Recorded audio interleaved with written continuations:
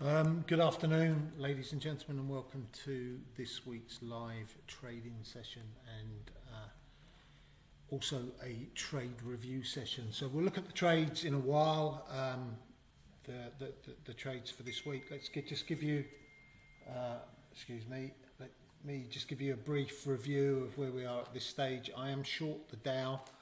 I went short in very small size the S&P earlier today, so still short that market, but principally short the Dow. Now we've had to suffer a good bit on the Dow. I have a TP in there at 38,750, which is getting that little bit closer as I'm talking. Didn't quite get there, but we've had to suffer after this rally. Let me just put the Dow up here. So we've got a 1 minute chart that we're looking at the moment. So you can see this rally that came here, quite painful, pretty much all the way up to 38,900.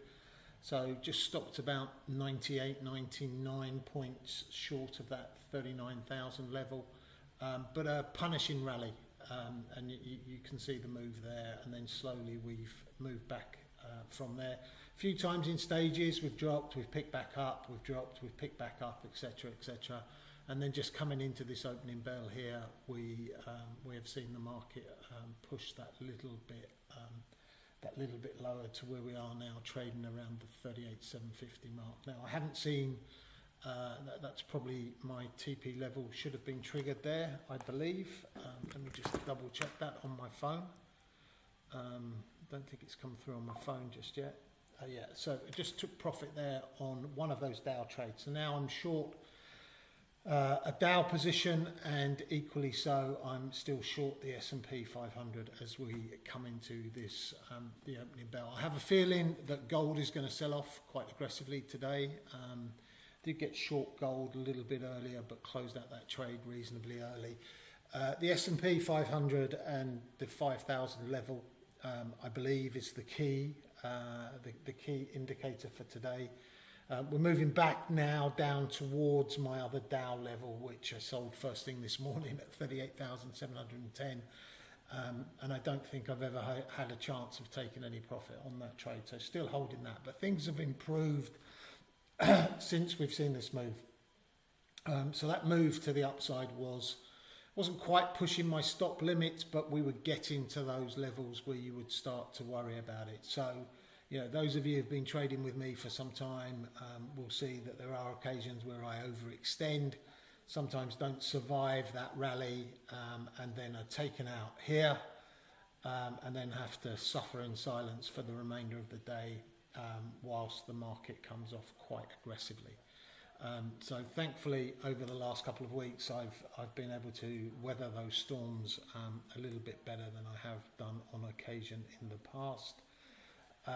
And just not really built up or taken as much exposure into the opening bell as I may have done previously. So we're about 5.5 minutes out away from the opening bell. So just the reason for this move, I did allude to it in a couple of the messages that I put across. There were CPI revisions that were due out at about 1:30 today. Might have been a touch earlier than that, but those revisions were pretty much unchanged.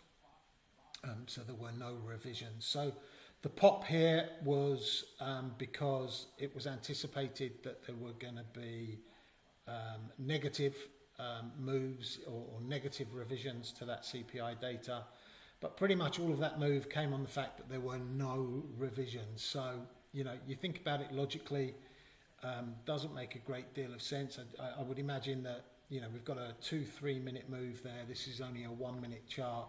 So potentially a lot of people have either jumped in to try and enjoy the rally, have been stopped out, or have panicked on that move higher. And then once we've hit that peak and that buy-in or that stop activity has petered out, we've seen a market that has slowly dripped down back to where we currently trade at 38,740.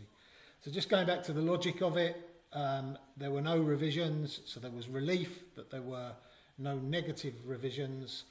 There also wasn't a positive revision, so you would have, if there had been a positive revision and there were further signs that inflation was cooling, and moving in the right direction. You could have justified the pop that we saw to these levels, but no revisions, no change.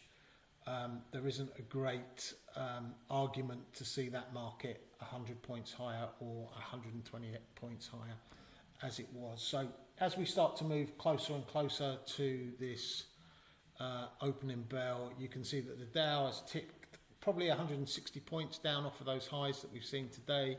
The S&P 500, I'm not entirely sure where the high was. That won't come up on my chart, unfortunately, right now. I'll change that for next week. Not that I expect to trade it a great deal, but I think we traded up to about 5,022 maybe. I definitely saw a 20 print. I probably saw a 21 print. So we traded up to 5,022 and we're back down now at 5,006. So I think a lot of today is going to centre around whether the S&P 500 can hold that 5,000 level. Obviously, we're quite handsomely above it at this particular point, but it has been far more positive earlier. A couple of other things just to look at in terms of those people who are looking for key levels in terms of when they trade. The dollar, Japanese yen pushing back towards 150. I think the record high there came in around the 152 level. As you'll know from reading my notes and from my trading, I'm not somebody who's going to buy new highs. I'll certainly sell new highs. That's the side of the market that I prefer to be on. So the US dollar, Japanese yen, if we do see 152 trade, I think it's worth a trade. Equally so as we push higher with the Dow and with the S&P and also with the Nasdaq, which I'm sure will follow suit.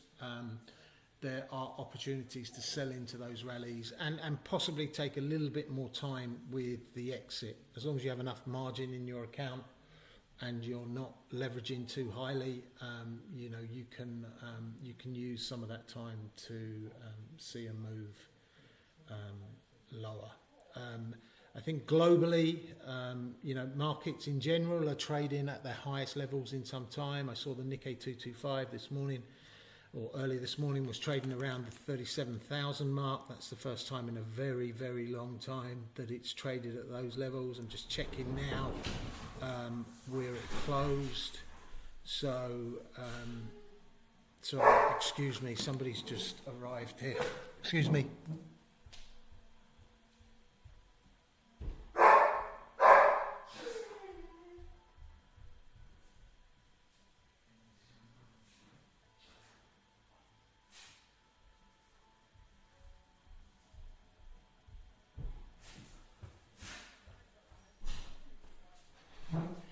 My apologies, I'm going to have to pause this for 1 minute just while I let somebody in. I'll be back just before the open. So I'll leave you there with the market open while I just let somebody in the door. Sod's law.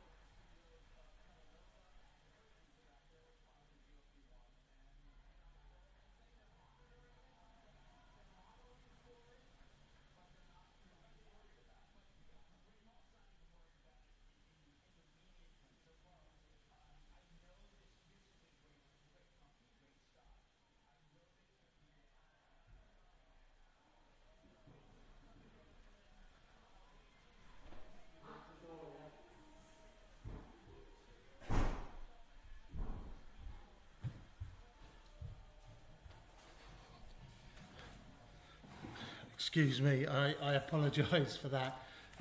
So we've opened lower here. Just going to take profit, hopefully, on that trade as we go through the opening here. Let me just see if I can do that quickly. Yeah, so just taking profit on that last Dow trade that I had open. Apologies for that. Somebody came to the door, the dogs were barking, and I had to deal with the situation. So we're looking at the S&P 500 there, and it's pretty much opening at that 5,000 mark. So let's not forget we traded up to about 5,022 there, and we've come all the way off. The Dow continues to hover around that 30,690 level. The thing with the S&P, and you quite often see this with the markets as we're trading towards these new levels, 5,000 is going to be a key level, a big level for the S&P 500. We touched it yesterday, traded slightly above it, and sometimes just getting there is enough for these markets, and then you have a realization that maybe the better move from those particular points is for some profit taking to come in, for people to start to sell those positions, and I think that's what we're seeing today. So whilst we saw that big move to the upside earlier, that huge move where we spiked there, suffering that pain and getting through it has obviously benefited towards this particular time of the day when we've been able to take profits on those. So yes, the S&P trades above 5,000, continues to trade above those levels. I'm watching CNBC and they're talking about and clapping the fact that they are trading above that 5,000 level. The key determinant for me is going to be whether or not this market stays there. In terms of the other markets that we look at, the DAX has traded off a bit. Gold trading towards the lows of the day around 24.50, and I think that will continue to come under pressure during the course of the day. But for me, I will be keeping an eye on that S&P 500. You can see here with the euro trading 107.80, did go up to 107.93, I think. Sterling traded up to about 126.35, 36, and has come back off of those levels. I think I'm just gonna, just because I have I do have a very small S&P 500 position on, but I think I'm just going to sell the Dow here and just see whether or not we can see a bit more movement to the downside. So just sold there around the, I'm just checking the level now, so 714. And not going to look for any particularly big move in terms of exiting that market, but if we see something just move slightly below that 38,700 line, I'd be inclined to perhaps take a profit. But for the time being, the S&P 500 is holding around that 5,004 level, and the Dow trades pretty much at my entry point there around 38,740. Keep an eye on the currencies. As I've said, gold I think will continue to come under pressure for the remainder of the afternoon. Could well drop below that 2020 level, but I'll update you if I see any trades in relation to that. Just going to bring up the trades for this week so far. So I have a couple of trades to update. This gold trade is closed. The two Dow trades are closed. The S&P 500 trade is still live, but I've just put that new Dow trade on, so I'll just update that whilst I'm talking. So we're up about fairly close to 300 pips at this point when I update those trades, and hopefully we'll be able to monitor that or keep that going throughout the remainder of today. Difficult day Monday. The currencies again hitting me hard. Yesterday had a couple of positions running into the into the afternoon session in the Dow. Those closed out towards the end of the day. The risk management system would have done that, or the risk manager would have done that, and those trades obviously would have worked against me a little bit today as well. So what I'm going to do, unfortunately, because I have to go and attend to this issue at this moment, is I'll end it short there, and what I'll do is I'll get back to you as soon as I can on Telegram.